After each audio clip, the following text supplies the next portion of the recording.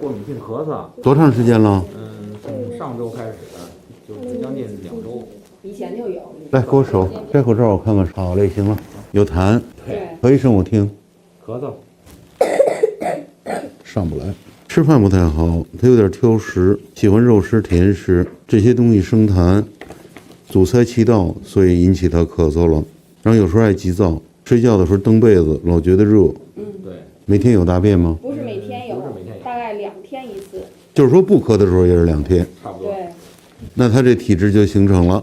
这个咳嗽主要是肺热，然后呢，他胃里边有火，他吃的那些东西热量太高，他生痰。